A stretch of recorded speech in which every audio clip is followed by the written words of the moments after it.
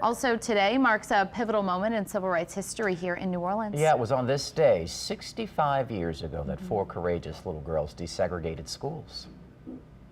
It was Integration Day today for the first grades of 2 New Orleans elementary schools.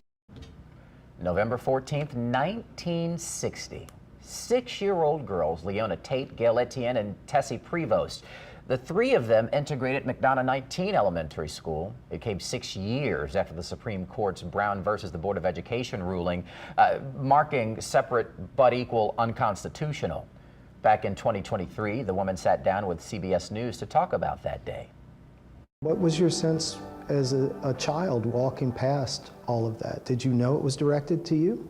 With the way they were hollering and making noises, I thought if they could have got to me, they would have killed me. They were angry with me, and I didn't know why. At 6 years old, I didn't understand why they were acting like that. My daddy told me in the car, he said, look straight ahead, take my hand, and I'm here. And I wasn't afraid. For some reason, I just wasn't afraid. I felt protected with my daddy. And then one by one, every single student left except for the 3 of you. Every single student. Every single. But the teachers stayed.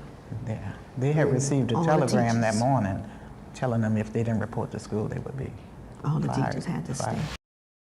A 4th woman, too, we failed to mention, the great Ruby Bridges, who by herself at 6 years old had to integrate William Franz Elementary there in the upper 9th Ward. You see this procession here. That's because Miss Tessie Prevost passed away last year at the age of 69. Now, on that same day, Prevost, Etienne, and Tate integrated. We mentioned Ruby Bridges. She became the first black student at William Franz Elementary. At the time, the first grader didn't know that when U.S. Marshals escorted her into school that day that she was making history. This whole street was lined with people, and on both sides of the street, and they were screaming and shouting, and they were throwing things, but it looked like they were waving their hands.